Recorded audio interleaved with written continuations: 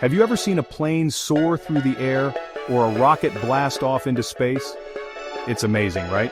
But have you ever stopped to think about what makes these incredible machines move? The answer is thrust. Whether it's a jet engine or a rocket engine, thrust is the driving force behind flight. Think of thrust like this. Imagine you're standing on a skateboard and you push off the ground with your foot. That push creates a force that propels you forward. That's thrust in action. In this case, your foot acts like an engine, creating a force that acts against the ground. Thrust is a fundamental concept in physics and engineering, particularly in aerospace engineering. It's the key to understanding how airplanes fly, rockets reach space, and even how boats move through water.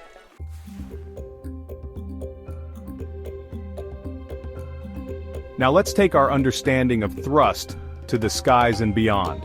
When we talk about thrust, we often think of airplanes and rockets. These incredible machines use powerful engines to generate thrust, allowing them to overcome gravity and soar through the air, or even escape Earth's atmosphere.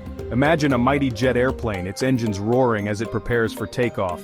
The engines suck in massive amounts of air, mix it with fuel, and ignite it in a controlled explosion. This expulsion of gases creates a force in the opposite direction, thrust. The force of the gases pushing backward propels the airplane forward, allowing it to take flight and soar through the sky.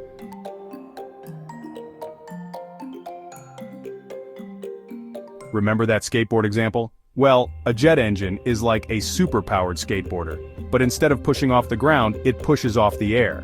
To do this, the jet engine needs a constant supply of air. That's where the jet engine's intake comes in. Located at the front of the engine, the intake acts like a giant mouth, gulping in massive amounts of air as the plane moves forward.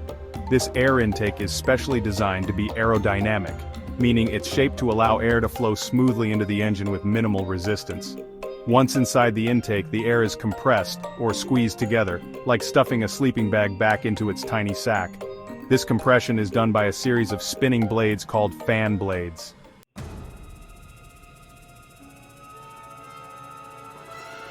Now let's move to the heart of the jet engine, the combustion chamber. This is where the real action happens. The compressed air from the intake is mixed with fuel, usually a special type of kerosene. This mixture is then ignited, creating a controlled explosion. Imagine a tiny spark igniting a giant fireworks display. That's what happens inside the combustion chamber, but instead of colorful sparks, it's superheated, expanding gases. These gases are incredibly hot, reaching temperatures that would melt metal. The combustion chamber is specially designed to withstand these extreme temperatures and pressures.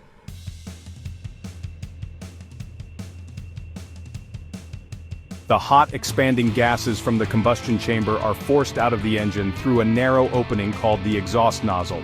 This nozzle is shaped like a cone, getting narrower towards the end. This shape is crucial for creating thrust. As the gases are forced through the narrowing nozzle, they speed up dramatically, like a river rushing through a narrow canyon. This high-speed exhaust creates a force in the opposite direction, thrust. The force of the gases shooting backward propels the airplane forward, just like the skateboarder pushing off the ground. The faster the gases are expelled, the greater the thrust generated.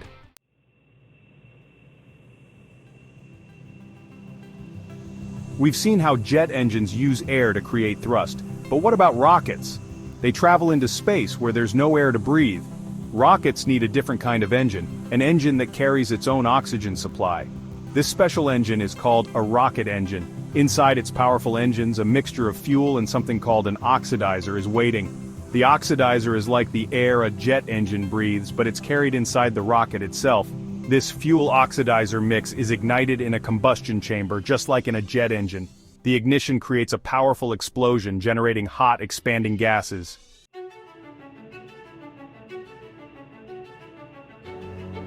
Remember how we said a jet engine needs air to push against?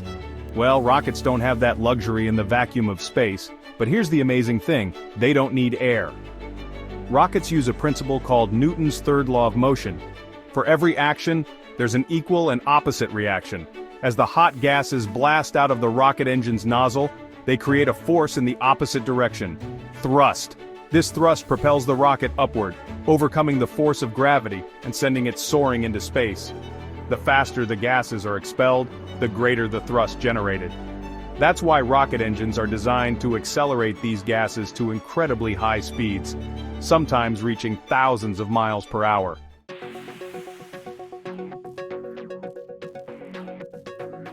The vacuum of space actually helps rockets achieve these incredible speeds. You see, on Earth, air resistance, also known as drag, slows things down. In space, there's no air to create drag. This means rockets can continue to accelerate as long as their engines are firing, reaching incredible speeds that would be impossible to achieve within Earth's atmosphere.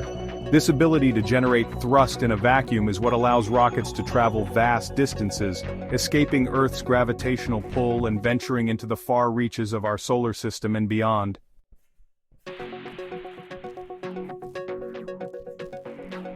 Remember that feeling when you jump on a trampoline, you push down on the trampoline and it pushes right back up at you, sending you soaring into the air? That, my friends, is a perfect example of Newton's third law of motion in action. Sir Isaac Newton, a brilliant scientist, figured this out a long time ago. He realized that forces always come in pairs. For every action, there is an equal and opposite reaction. It's like a cosmic dance, where every push is met with an equal and opposite pushback.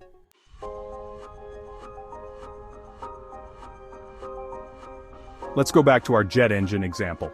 Remember how the engine expels hot, expanding gases out of the exhaust nozzle at high speed? Well, that's the action in Newton's third law. The reaction is the force that propels the airplane forward thrust.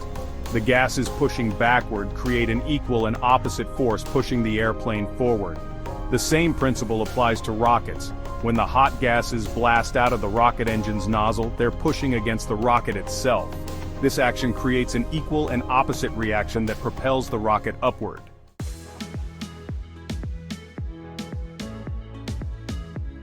Newton's third law isn't just about jet engines and rockets though, it's everywhere around us. When you swim, you push water backward with your arms and legs, and the water pushes you forward. When a bird flaps its wings, it pushes air downward, and the air pushes the bird upward. Even walking relies on Newton's third law. When you take a step, your foot pushes backward against the ground. The ground, in turn, pushes forward on your foot, propelling you forward.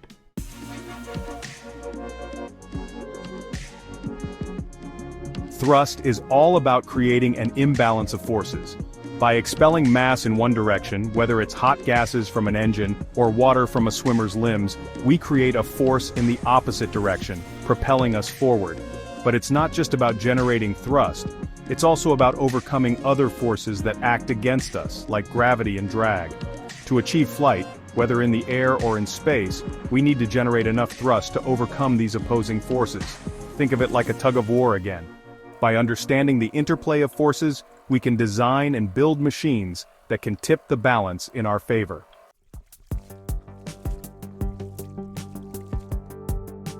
Imagine trying to run through a swimming pool. You feel the water pushing against you, making it harder to move forward. That resistance you feel is called drag. Drag is a force that opposes motion through a fluid, like air or water. Just like you experience drag in a pool, airplanes and rockets experience drag as they move through the air. The faster they move, the stronger the drag force becomes. Engineers spend countless hours designing airplanes and rockets with streamlined shapes to minimize drag.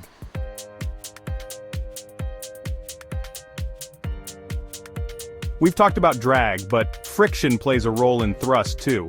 Remember how we said that jet engines and rocket engines work by expelling hot gases at high speed?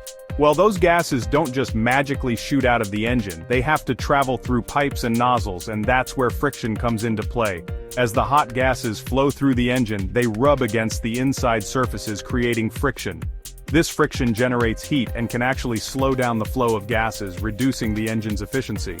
To minimize friction, engineers use special materials and coatings inside jet and rocket engines.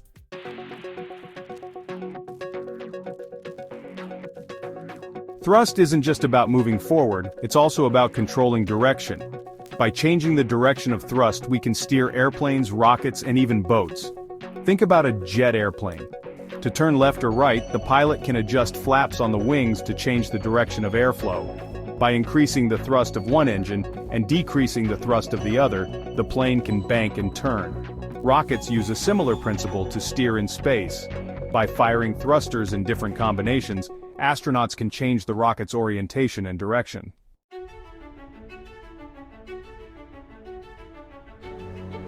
The science of thrust is a constant battle between generating enough force to overcome resistance and minimizing the factors that hinder motion. It's a delicate balancing act that engineers are constantly trying to perfect.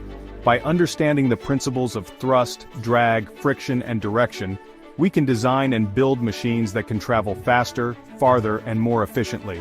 From supersonic jets to spacecraft capable of reaching other planets, our understanding of thrust has revolutionized transportation and our ability to explore the universe. Whether we're talking about airplanes soaring through the sky, rockets blasting off into space, or even just a simple game of tug-of-war, the principles of thrust are at play. It's a fascinating area of science that has had a profound impact on our world.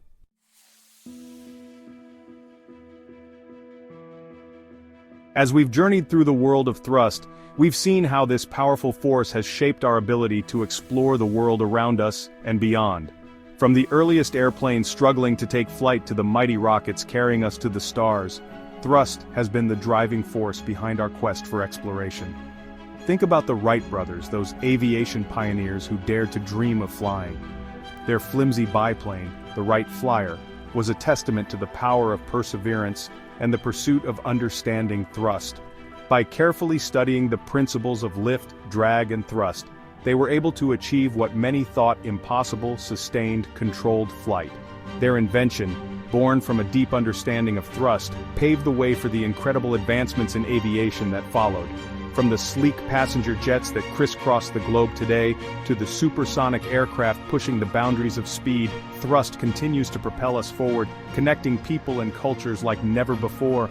And then there are the rockets, those towering symbols of human ambition that have allowed us to break free from Earth's gravitational embrace and venture into the cosmos. Each launch is a testament to our understanding of thrust, a symphony of controlled explosions propelling us towards new frontiers of knowledge and discovery.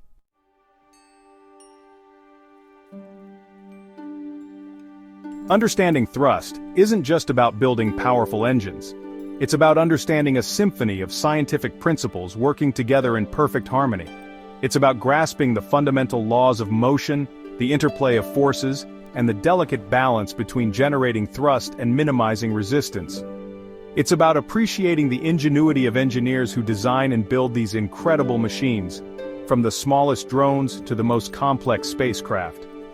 These engineers are like conductors, orchestrating a complex interplay of forces, materials, and design elements to achieve the perfect balance of power, efficiency, and control. And it's about inspiring the next generation of scientists, engineers, and explorers to continue pushing the boundaries of what's possible. By fostering a love of science, technology, engineering, and mathematics, STEM, in young minds, we can ensure that the quest for knowledge and the pursuit of exploration continue for generations to come. Thrust, in many ways, represents the culmination of human curiosity and our innate desire to explore the unknown. It's a testament to our ability to unravel the mysteries of the universe and harness the laws of physics to achieve extraordinary feats.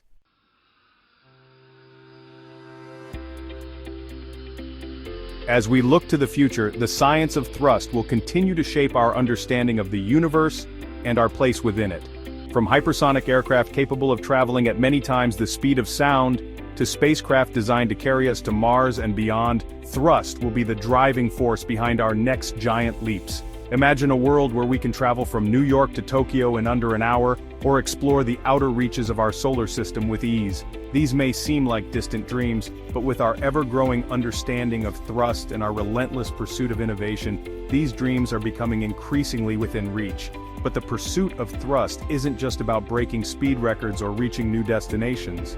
It's about understanding the fundamental principles that govern motion and energy, principles that have applications in countless fields beyond aerospace. From developing more efficient transportation systems here on Earth to designing new and innovative ways to generate clean energy, the lessons we learn from studying thrust can be applied to solve some of the world's most pressing challenges. The science of thrust is a testament to the power of human ingenuity, our insatiable curiosity, and our relentless pursuit of knowledge. As we continue to push the boundaries of what's possible, one thing is certain: Thrust will continue to propel us forward, driving us to explore, discover, and innovate like never before.